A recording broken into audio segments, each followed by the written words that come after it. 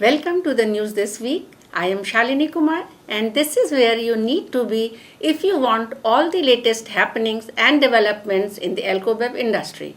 From policy updates to the latest in the industry and the most exciting new launches. We have all the news powered by the team from your favorite trade magazine Spiritz. But before that, do not forget to like, subscribe the Spiritz TV channel and press the bell icon to get the notifications of the programs. Here is a glimpse of what we will bring up in detail in today's bulletin.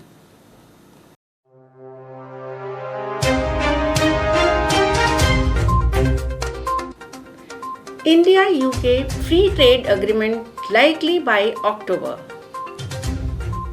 Haryana government in the dock for not complying with anti-pilferage safeguards.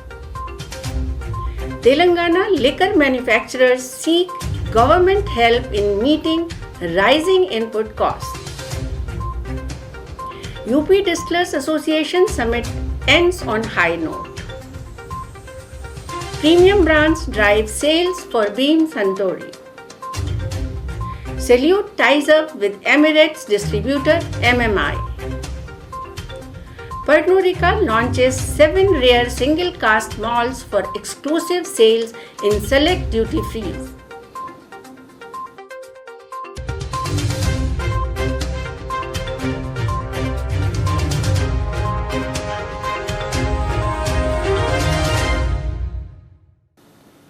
Here is the news in detail.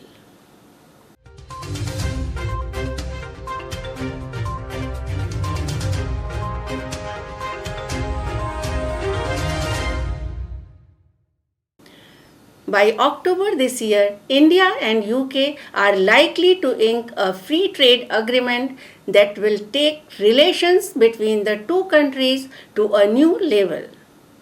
The fifth round of talks concluded recently after a series of virtual and physical meetings between officials.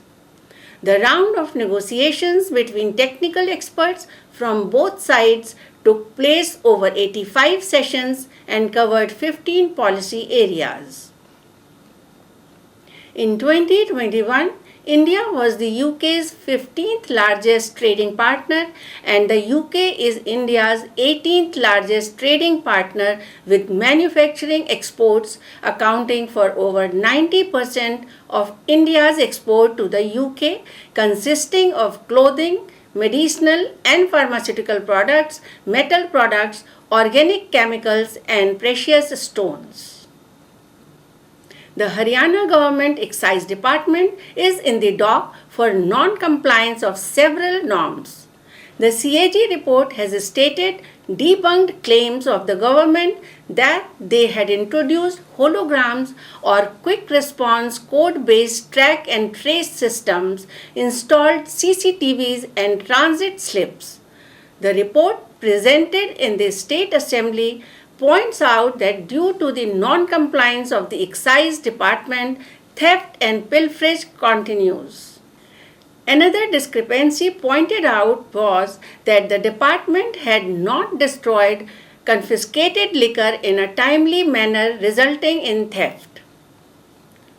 After Maharashtra, now Alcobev companies in Telangana have approached to government to help with the increasing input cost. But rather than pass on the increased cost to the consumer, they have sought that the government absorb the hike. Alcobev companies operating in Telangana have requested the government to absorb the input cost surge of 30 to 50%. To address the mounting production cost, these Alcobev producers propose the state government to increase their liquor revenues from Telangana by at least 15%, but without passing the burden to the consumers. In Telangana, the state government purchases liquor through Telangana State Beverages Corporation Limited and sells it to liquor store owners in Telangana while controlling the price structure. Chandigarh liquor contractors are reeling from the impact of the lower prices in neighboring Punjab. Ever since the new Punjab excise policy came into force in July, the lower liquor prices there have lured consumers from Chandigarh. Seeking similar advantages in Chandigarh, the Chandigarh Wine Contractors Association protested by putting up shutters till 5 pm on Wednesday. They have sought major changes in the existing policy. The grouse is that since the implementation of the Punjab Excise Policy 2022-23, there has been a significant sales drop in the Union Territory, resulting in losses to the tune of 2 to 2.50 lakh rupees every day. In the last 1 month alone, liquor sale has dropped by almost 50%. After the association members met senior excise officers, a 6-member committee has been formed to review their demands and suggestions. Among the demands of the association is that excise duty, import fee, permit fee, cow cess and VAT combined should be less than Punjab. They have also demanded no charges on additional quota lifting along with license fee waiver for vents based on excise survey. What's in a name? Shakespeare had asked. A lot, according to an ex-serviceman in Kerala. He has approached the Kerala government seeking that the popular rum brand named Jawan offends the sentiments of military personnel and should be changed. Jawan XXX rum, produced by Travancore Sugars and Chemicals Limited, a public sector undertaking of the state, is a sought-after liquor, especially among the low-income groups in Kerala, as it is one of the cheapest rums sold in the state at 600 rupees for a litre. Officials said that Jawan rum was launched over 2 decades ago and the name was thought to be appropriate since initially it was meant for military supply only. It was made available to the general public in retail much later. Currently, 8,000 cases of the Jawan rum are produced a day by TSCL. It's time for a break. Don't go anywhere. Long shot, but I got the reach. Pop, lock, now I'm off the leash. Mic drop, I ain't gotta preach. I just do what comes natural. Sterling Reserve, come alive. Welcome back, and now here are the industry updates.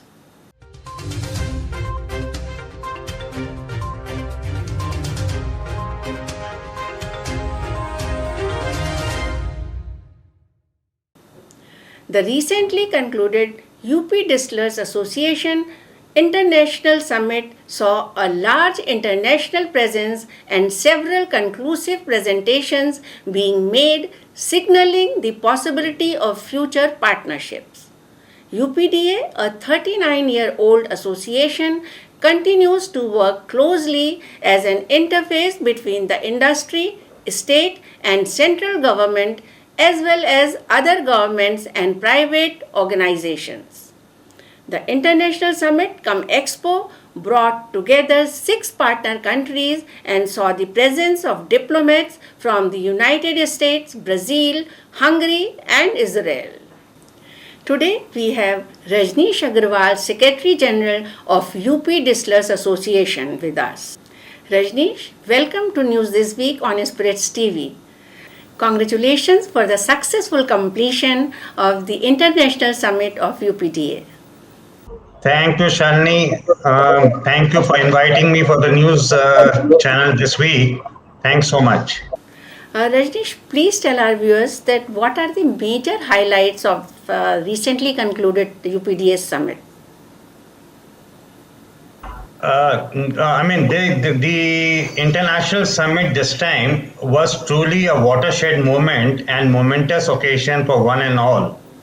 Before the highlights, I would like to say that UP state is now on a path-breaking progress, and distillery industry is an integral part of it. UP Distillers Association is a 39-year-old association working continuously as a close interface between the industry, the state, and the central government, along with various other government and private organizations serving in the best of interests. The state exchequer revenue has grown from 200 crores in 1983 to now 36,000 crores, is quite evident of industry contributions with robust government policies. From time to time, UPDA has been taking various initiatives to showcase innovative technologies and bringing them in execution, which have been instrumental in this exponential growth of the industry and the state. Under the able guidance and vision of our Honorable Excise Minister, Shri Nitin Agarwal ji, and Honorable Additional Chief Secretary, Shri Sanjay Bhus Reddy ji, this time we could able to achieve yet another initiative, raising the bar to the next level with this international summit. This summit had brought together 17 deep dive presentations from 5 partner countries: US, Brazil, Hungary, France, and Denmark. And along with that, we had an expo also with 20 stalls. And if I may so say, there were 220 industry participants, and the partner accolades, we proudly say this, it was a spectacular, sensational show. Which are the focus areas where the participating countries are looking at investments and partnerships?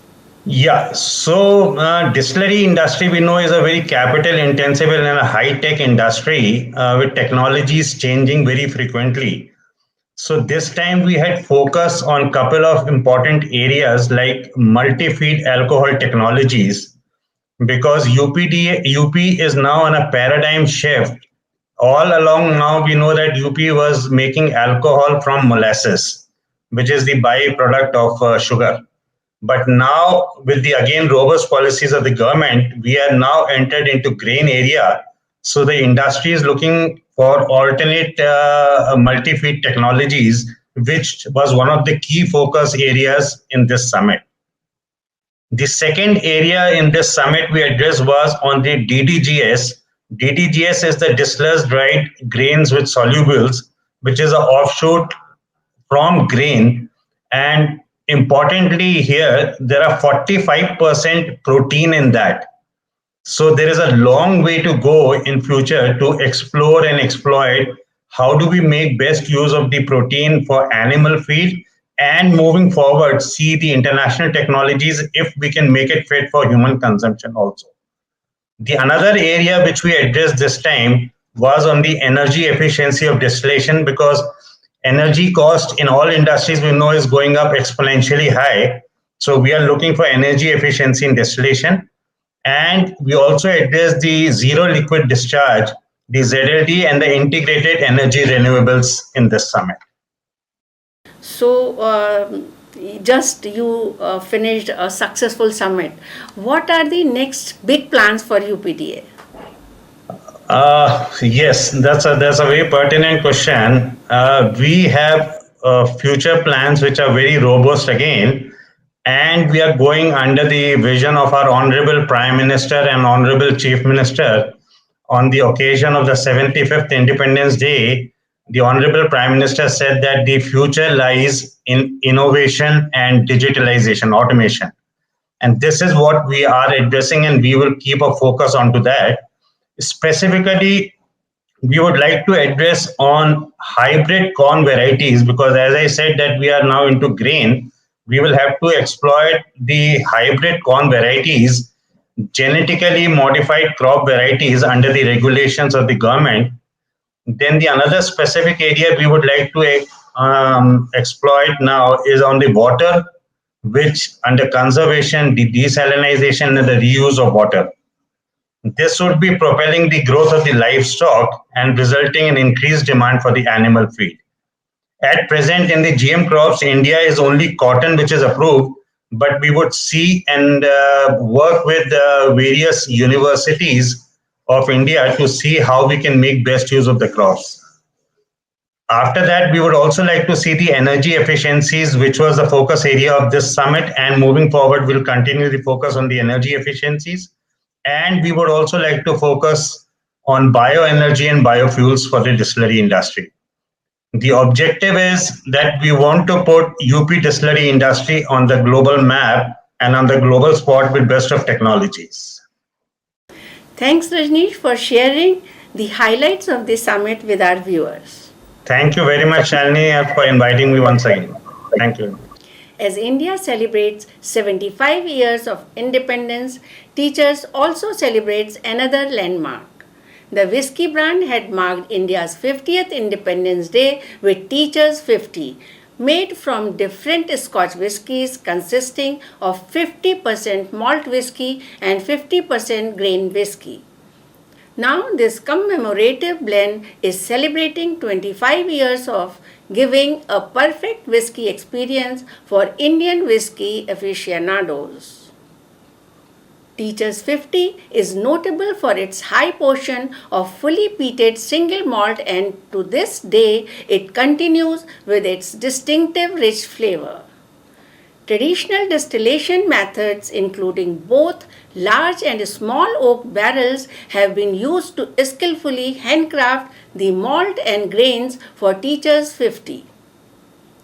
Beam Suntory has many premium reasons to say cheers. With premium brands in its portfolio like Jim Beam, Weiser Cognac, and Sip Smith Gin, the Spiritz producer owned by Suntory Holdings has reported a net sales increase of 13%, which is a 25% increase on the pre-pandemic 2019 sales. Overall, by region, sales were up by 10% in Asia and 13% in North America. Its super premium brands such as Lefroy and Yamazaki have performed strongly. Indian produced Oak Smith International blended whiskey saw massive growth with sales nearly tripling. The sales of the premium pre-mixed cocktail brand On the Rocks doubled as the company capitalized on the surging demand for RTDs. Indian RTD trailblazer Salute Beverages Private Limited signed an 11-country intercontinental distributions deal with Maritime and Mercantile International. The brand that has already won international acclaim will greatly benefit from MMI's formidable supply chain model to reach out to a larger audience, especially in the international markets. Currently available in 4 Indian states, Salute plans to expand to other parts of the country. After launching the country's first cocktail in a bottle, GNT 2.0, Salute holds an impressive product portfolio of alcoholic and non-alcoholic beverages along with exclusive music tracks called the Salute Sessions and a clothing line Salute Merc. Carbon dioxide shortages have led to US brewers seeking alternate ways to carbonate their beers, with nitrogen emerging as a viable choice. After contamination of CO2 and a train line strike impacting supply in the US, breweries are exploring different methods of carbonation. CO2 shortages are causing havoc in the drinks industry with soaring prices, with some breweries being forced to halt production. According to Brewers Association, the trade organization representing small and independent brewers in the US, carbon dioxide suppliers have increased prices by about 25%, and as a result, more breweries are turning to nitrogen for many of their processes. Brown-Forman has announced an over £30 million investment in the Glendronach distillery to increase production facilities at its home place in the Valley of Fogue in Aberdeenshire, Scotland. This is the second phase of investment by Brown-Forman in the historic distillery after renovations of the Glendronach Visitor Centre in 2020, which created an enhanced visitor experience with a new tasting room, whiskey bar, lounge, and retail space. As part of the development program, attention will be paid to preserve the historic site and craft of whiskey making on the grounds of the former Boyne's Mill estate, including the restoration of the former maltings building as a working production area, and all existing buildings and the courtyard will remain. The 3-year phased project will prepare the distillery to more than double capacity and will improve operational energy efficiencies. Time for break now. Don't go anywhere.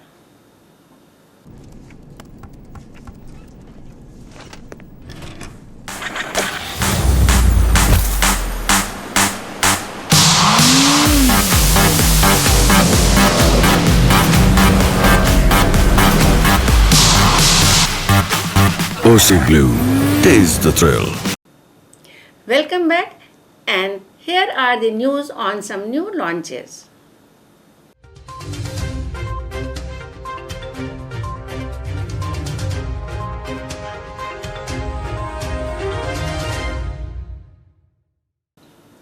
Pernod Ricard Korea announced that Royal Salute, a prestige brand, will launch Royal Salute 21-year-old blended grain, an exceptionally rare blend of the finest grain whiskies aged for a minimum of 21 years. Created for celebration, originally crafted to mark the coronation of Queen Elizabeth II in 1953, Royal Salute have constantly researched and explored for the innovation of Scotch whisky for 70 years. The new 21-year-old blended grain is also the legacy of the exploration. It is created with the Royal Salute House's distinguished style that has its unique technology in whisky production, such as aging or blending, and the craftsmanship of the best master blender, Sandy Hyslop. To celebrate the launch of the new product, Royal Salute will open a special pop-up store at different locations. The pop-up stores will present a new modern and stylish look of Royal Salute, while offering a gifting program and special gifts in store for the Shosjok holiday. Pernod Ricard Global Travel Retail is making a splash in the Premium Plus category with its launch of 7 rare Secret Speyside single cask editions, which are exclusive expressions aged between 21 and 27 years. The distilleries include the vanished Caperdonic, the pioneering Longmont, and the landmark Glenkeith, and the remote Braes of Glenlivet. The Caperdonic, peated 1996, sold exclusively at Heinemann, Frankfurt, retails for $1,050. The Caperdonic, unpeated 1996, available only at Dufry Heathrow, can be bought for $1,050. The Brace of Glenlivet 1992, exclusive to Dubai Duty Free, carries a retail price tag of $990. The Glenkeith 1998, exclusive to CDFG, can be bought for $450, while the 1994 iteration of the Glenkeith, exclusive to Hong Kong, is available for $850. Finally, the Secret Speyside Longmont 1998, exclusive to Lotte Singapore, can be bought for $480, and the bottling 1995 Longmont, which is exclusive to Everett, Taiwan, retails for 900 plus US dollars. Rosebank Lowland Single Malt Scotch Whisky has launched a rare bottling drawn from casks that were salvaged from the distillery's untimely closure in the early 1990s. The 31-year-old is comprised scarce stocks from just before the Falkirk site was mothballed in 1993. The team says, despite spending over 3 decades in casks, the Lowland Single Malt retains a bright and zesty nose with hints of lime and lemongrass. This light, vibrant profile continues onto the palate where mint and chamomile are met with more robust notes of leather and banana bread. The dram finishes with long herbal notes, sweet peaches and a hint of oak. Bacardi Global Travel Retail has launched Grey Goose Essences, its latest super premium vodka innovation in Dubai duty free. Available in travel retail in 1-liter bottles, Grey Goose Essences is a range of 3 fruit and botanical pairings that are suitable for summer cocktail making. They are made with Grey Goose vodka infused with real fruit and cold distilled botanicals, and the 3 flavors are strawberry and lemongrass, white peach and rosemary, and watermelon and basil. Wine bottles featuring an image of Adolf Hitler on their labels have sparked outrage. According to the Times, Italian winemaker Vinnie Leonardelli is behind the Hitler-themed wines. Leonardelli is said to have a range of dictator-themed wines with other labels featuring Stalin and Lenin. But it is the image of Adolf Hitler that is causing concern in Europe, with the wine range reportedly featuring images of the dictator alongside phrases such as Mein Führer and Sieg Heil. Complaints have been raised in the past too, but to little effect. The sale of products that feature fascist imagery, including swastikas, is illegal in Germany and Austria, though mostly legal in Italy, where the wine was spotted for sale.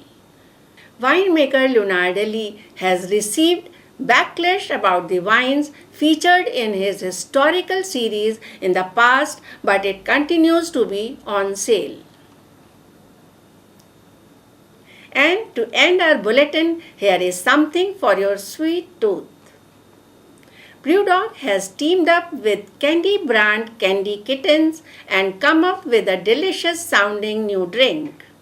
The brewery and pub chain has launched a raspberry and guava vodka as part of the 10th birthday celebrations for the sweet company Candy Kittens.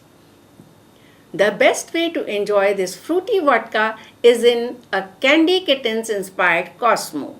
All you need is 40 ml of the vodka, 20 ml Cointreau or peach liqueur, 10 ml fresh lime juice, 20 ml cranberry juice and 20 ml guava juice. Do try this delicious take on the classic Cosmo at your next celebration. That's all from us this week. Enjoy your weekend responsibly. See you again next week.